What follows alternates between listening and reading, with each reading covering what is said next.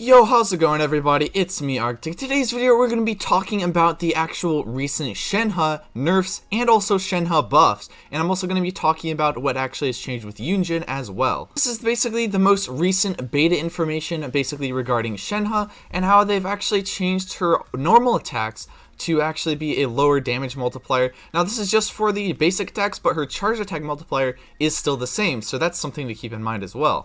So as you can see, it was 97% on the first hit right here, but now they've changed that to 85% on the first hit, and this is at talent level 10. And so it is definitely a nerf. Definitely Shenhe as a main DPS is not going to be as good as it was initially. I probably still am going to run her as a main DPS with Chongyun just because I am planning on tending her talents. However, if you do have her at lower talent levels on her auto attacks, I wouldn't really recommend using her as a main DPS if you aren't planning on going for that full talent level 10, because this is all you're going to be getting off those multipliers. I think the reason why they changed this is because doing this full 5-hit combo was probably going to end up being a lot higher damage than if you did like a auto attack, and then a charge attack, something like that. Like the multipliers are still pretty high, and maybe it actually turns out to be, oh, you do like the first 3 attacks and then a charge attack or something like that. That's usually how it is with some of these polearm characters, where you don't necessarily have to go for the full 5 auto attack. That's kind of similar how it is with Zhao also. Also, the elemental skill did get a buff, which is actually going to be pretty nice for actual Shenhe if you are planning on using her normal way, which is going to be as a sub DPS more so, and a buffer.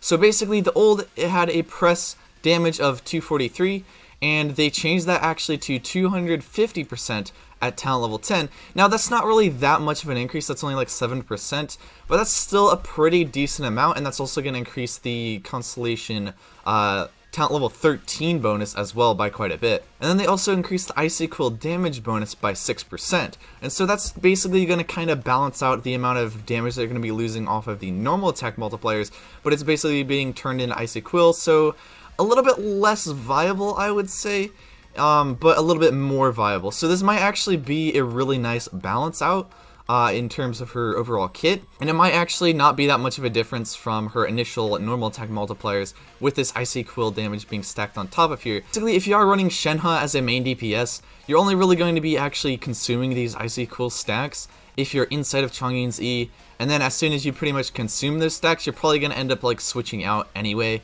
And so, because of how that team rotation is actually going to work, it's very rotation heavy, and I think Shenhe is going to actually shine in that because she can actually use these icy quills on all of the characters in your whole party, which is going to be really nice. So honestly, this is actually a pretty nice buff on her elemental skill. So for her passive talent changes, they actually removed the text on her second ascension passive to where it doesn't actually refresh the buffs on here, so you can't actually have both of these at the same time. Basically, it's just going to basically reset the duration of these, but if you do have like Constellation 1 or something, you're still going to be able to do like a charge attack and then a normal press skill on this, I think, and then you're basically going to have both of these up at the same time if you do actually trigger them within like a certain duration of each other. So I think that's going to be pretty interesting. Honestly, if you do the hold attack first and then go into Shenhe and do like some auto attacks, something like that, and then so you do that for like 5 seconds, do maybe like an auto attack string, something like that,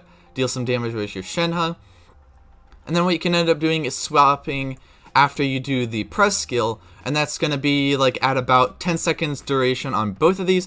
And also, since her E skill does have a 10-second cooldown, basically after 5 seconds you're already going to be halfway to your next E spell, and so this might actually be a pretty interesting change, considering that just this one little change on her actual how her buff works might actually change how you actually play Shenhe. And then for her first ascension passive, they actually gave it a 15% cryo damage bonus inside of her ult instead of that 10% like it was initially. Now that's a pretty okay change. I would have liked to seen it being brought up to actual 20%. That I think would actually have been a pretty good change, because like Ganyu has something similar. However, Ganyu's more of a DPS versus like a buffer type character, and I think that Shenhe being actually brought up to 20, it wouldn't really impact like Ganyu's usage because she's more so used as a DPS. It wouldn't really necessarily power creep her too much. It would just be that Shenhe is going to be better as in like off-field only support type of a character, I would say. And now for Yunjin changes. Okay, and so what they actually changed in Yunjin's skill is that the shield is going to last until she finishes unleashing her skill. And so this is actually a little bit different than how Beto's actual counter works. How Beto's counter works is that she basically does a shield on the initial tap, which is how Yunjin was initially, but now I think they've changed it to where like Yunjin is going to retain the shield for as long as you're holding your E. And the thing about Beto is that like even after her like little like shield kind of disappears after that first initial tap, like that's not where the actual duration of her E skill ends if you are holding it. But this is basically going to allow her to basically tank a little bit more than she normally would be. So that's a pretty interesting change right there. A Constellation 2 change, and so they changed it from being a stacking type of a gain up to this maximum of 10 stacks with these 2% damage. They actually changed this to where it's a 12-second buff, basically, of a 15% normal attack damage increase for that 12 seconds. So that's actually going to be pretty good. Basically, it's going to give you that damage initially versus over time and being at the maximum stacks at like the very end. Actually make her a little bit more viable with characters like Yoimiya or like Tartaglia, something like that. I think that's going to actually be a pretty good change right there. And then they also changed the elemental bursts buff duration from 10 seconds to 12 seconds, so it's going to be in line with that normal attack damage buff. So honestly, like Yunjin's actually going to end up being pretty strong if you're already doing like normal attacks with characters. I might actually end up running like a Yunjin in my Shenhe team comp potentially, if I actually do end up building my Yunjin. But it's gonna be pretty interesting. She's definitely gonna be very good with normal attack focused characters. So I'm pretty excited. If you guys liked the video, a like down below is very much appreciated. It really means a lot if you guys would subscribe. But anyway, it's been me, Arctic. I will see you guys next time. Farewell.